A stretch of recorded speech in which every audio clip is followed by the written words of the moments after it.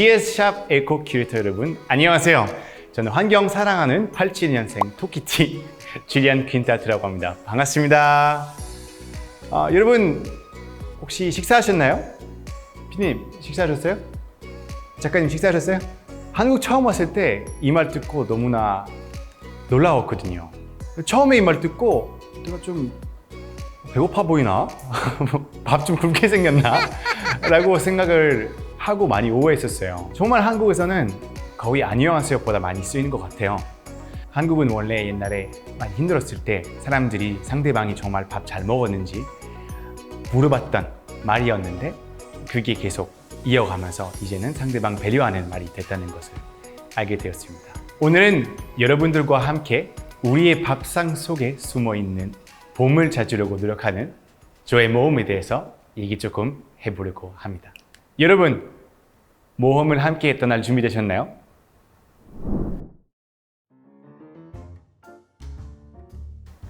유럽에서는 60, 70년도쯤에 귀농하는 유행이 있었습니다. 우리 부모님도 원래 브뤼셀에 살았는데 그때 완전 떨어져 있는 시골에 있는 집을 이사 가게 됩니다. 그때는 텃밭을 키우면서 거기 있는 음식을 먹고 했었는데 둘째 나다 보니까 아무래도 조금 더 우리가 활동해야겠다. 그래서 그때 엄마 아빠가 유기농 제품 그리고 건강 제품 조그만 가게 하나 오픈하게 됩니다. 우리 집에서는 홈스테이 여러 번 했었어요. 홈스테이 덕분에 저한테 멕시코 누나 1명, 형 1명, 브라질 누나 1명, 그리고 미국인 누나 1명 생겼습니다. 그 중에 우리 집에 살았던 미국인 누나는 캐롤라인이라는 누나가 있었습니다. 그 누나는 사실은 미국 큰 도시에서 살다 보니까 이렇게 자연을 접해본 적이 잘 없었어요. 그래서 정말 시골 속에 있는 우리 집 와서 많이 놀랐습니다. 우리 마을은 사람보다 소가 더 많이 살아요. 사람은 한 30명 정도 살고 소는 40명, 50명 정도 살고 있습니다. 정말 시골 마을이죠. 기억났던 것 중에서 한번 우리가 마트를 갔었는데 양배추를 샀어요. 근데 그때 누나가 처음으로 잘려져 있지 않은 양배추의 이제 완성체를 보게 되는 거죠. 통째로 보게 되는 거예요. 우리한테 그 말 했을 때 처음에 안 믿었는데, 그리고 이것보다 더 저에게 놀랬던 일 한번 주셨는데, 저희는 항상 이렇게 산책하다 보면 산 과일들이 있거나 자연 과일들이 있으면 하나씩 뜯어먹고 먹긴 하거든요. 근데 그때 우리가 먹는 거 보고 누나가 저거 왜 먹냐고 저희한테 얘기하는 거예요. 그 누나한테는 자연에 있는 과일들이 동물이 먹는 과일이라고 생각했던 거예요. 와, 진짜 너무나 어이가 없었어요. 아니, 동물들을 위한 과일이랑 사람을 위한 과일이 따로 있나? 와, 너무 웃겼습니다. 저는 시골에 평생 살았기 때문에 저한테 이게 너무 이상했지만 저도 이제는 서울에 오래 살았거든요.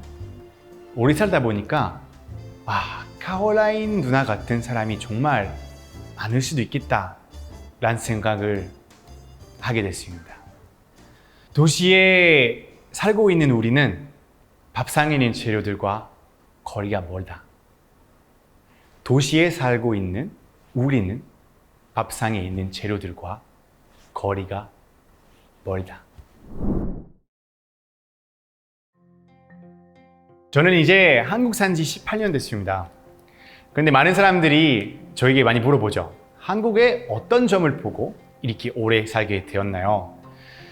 전 그 질문에 항상 했던 답변 중에 당연히 한국 음식 덕분이라고 말 많이 했었던 것 같아요. 한국 처음 왔을 때 빨리 언어를 늘고 문화를 배우고 싶어서 한국 사람들보다 더 한국 사람스럽게 살려고 노력했습니다. 제가 사랑하는 음악 그리고 환경 만날 수 있는 방법이 없을까? 고민을 하면서 2015년도에 제가 유럽연합을 위해서 제안을 넣게 됐고 담당자분께 좋다고 하셔서 결제 승인이 나서 제가 여러분들한테 보여줄 영상이 제작하게 되었습니다. 한번 함께 볼까요?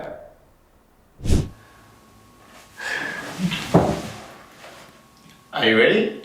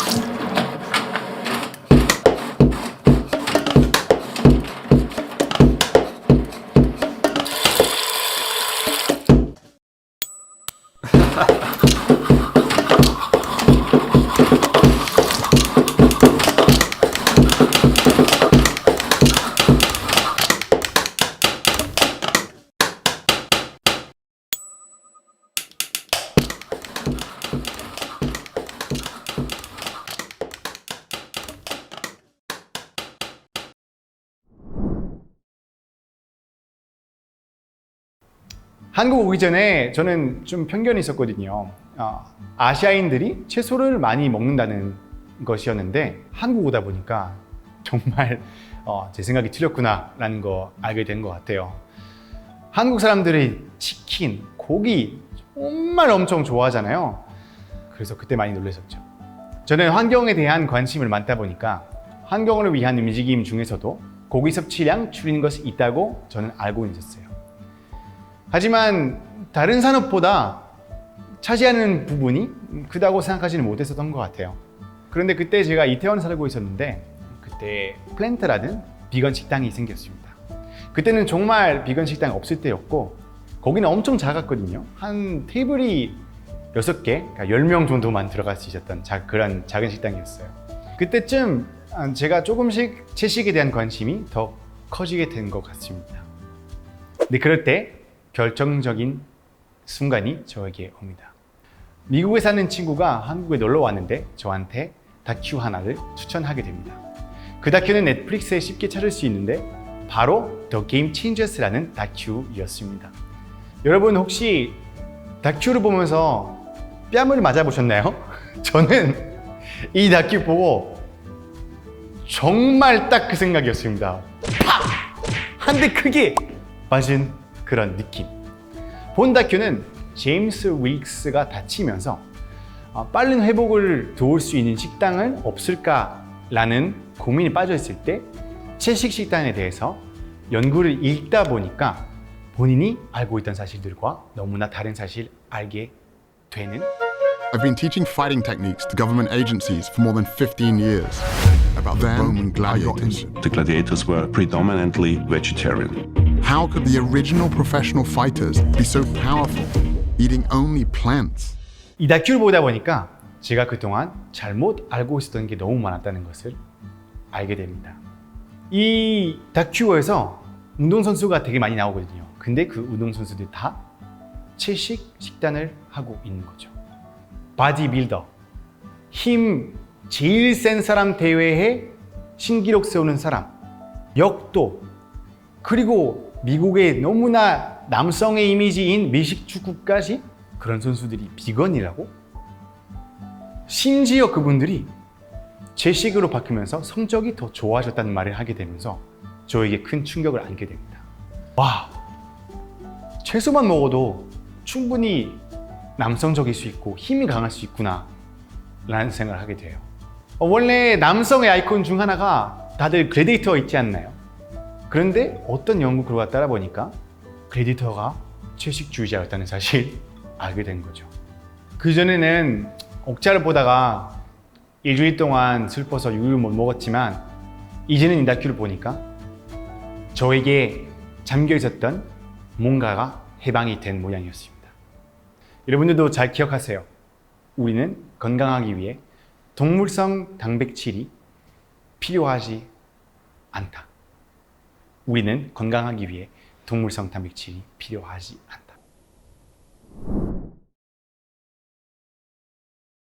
그러나 저 하루아침에 고기를 끊지 않았습니다. 하지만 이제는 알아야만 했습니다.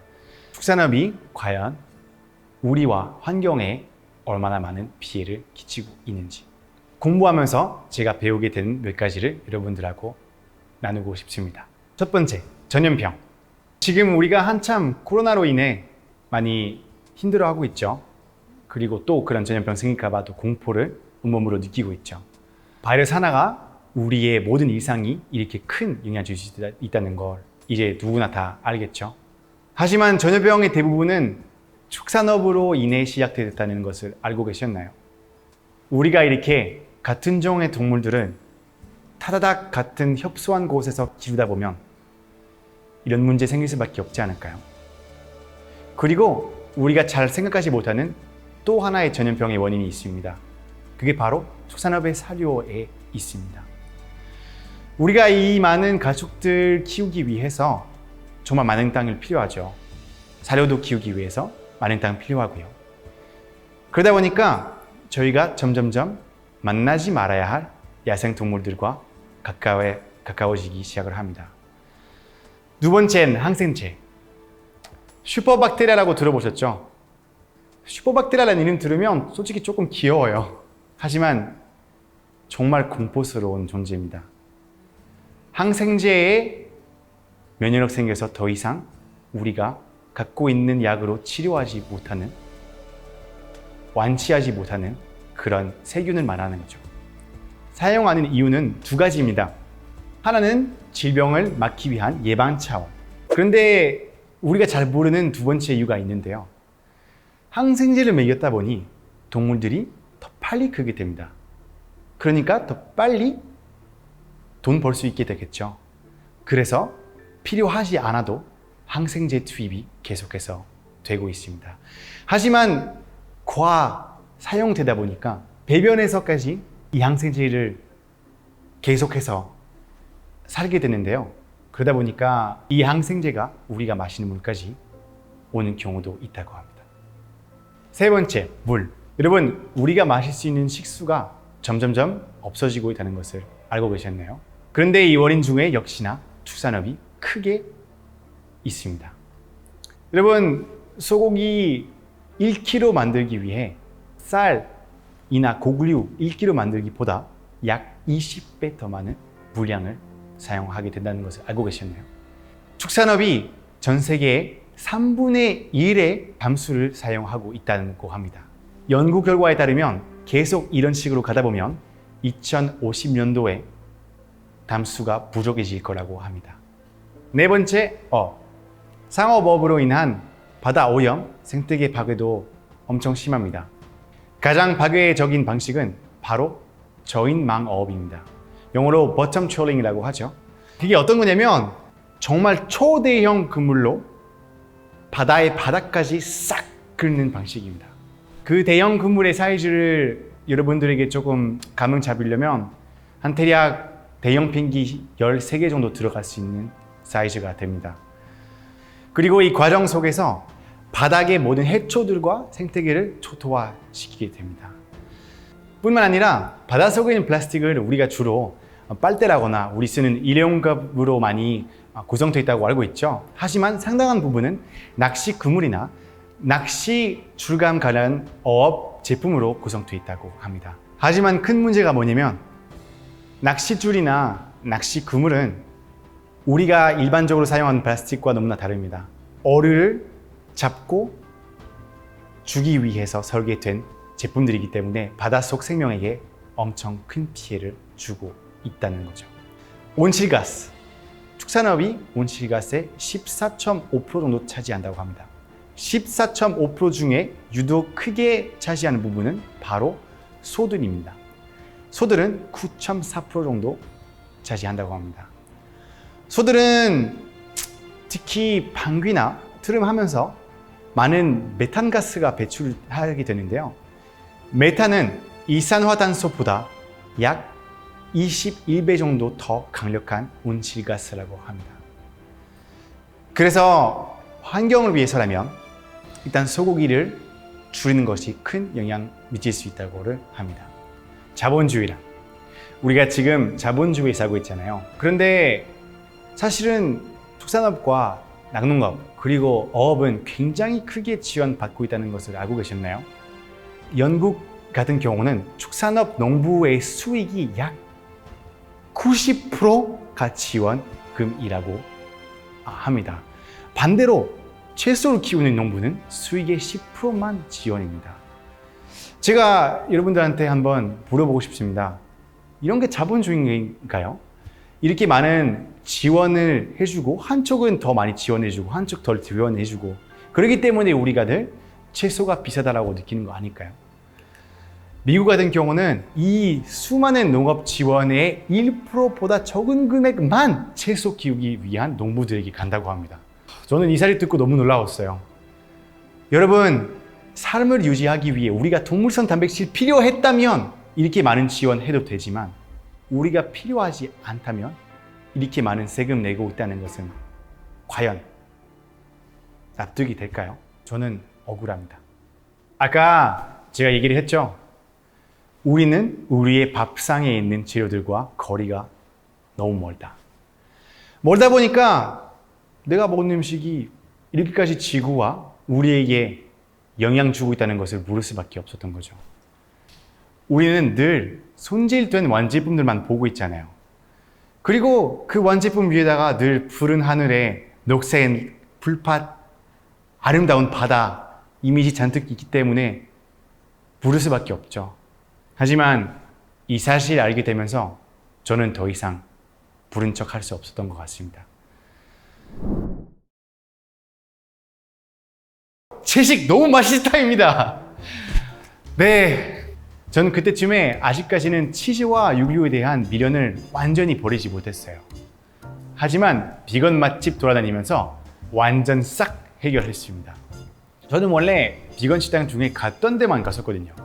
그런데 채식 한 끼라는 앱을 깔면서 주변에 있는 어마어마한 맛집들이 있었다는 걸 알게 됐어요.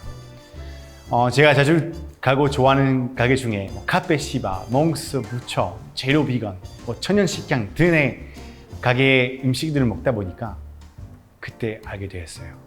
와, 아니 채식이 이렇게 맛있는 거면 미련은 없을 수도 있겠구나.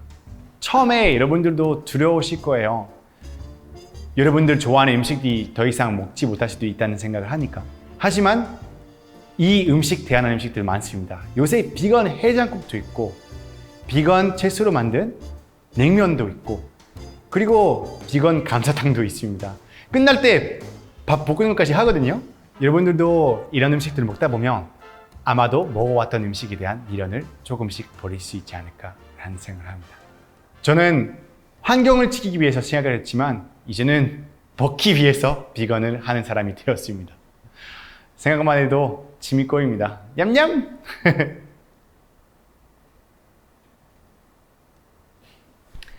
처음에 제가 여러분들한테 우리의 밥상 속에 숨겨져 있는 큰 힘을 보여줄 거라고 얘기했죠.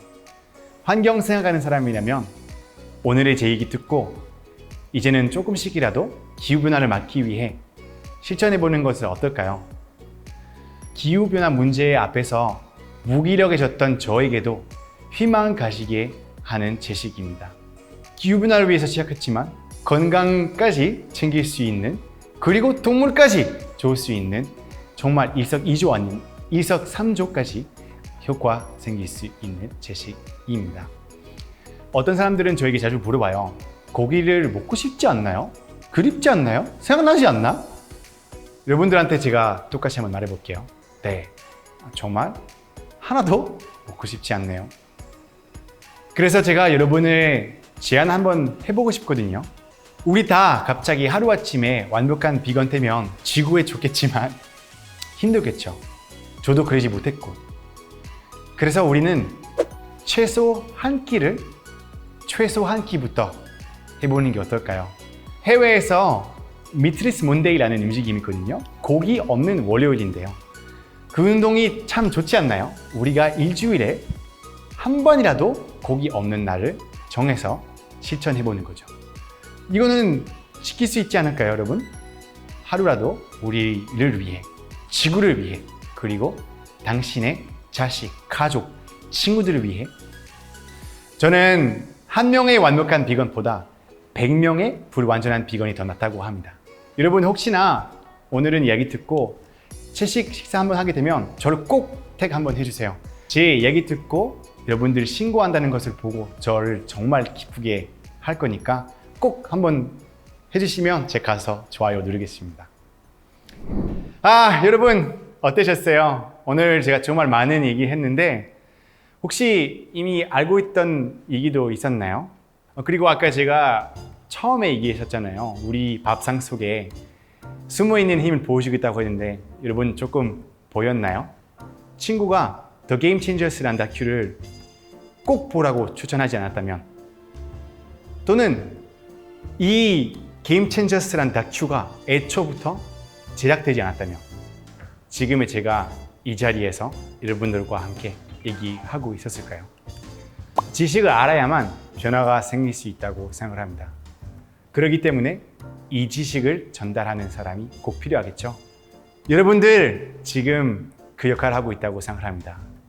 여러분 같은 에코 큐레이터들이 많아져야만 더 많은 사람들이 꼭 알아야 할 지식들만 알 수 있을 거고, 우리가 기후변화를 위해 큰 영향을 미칠 수 있을 거라고 생각합니다.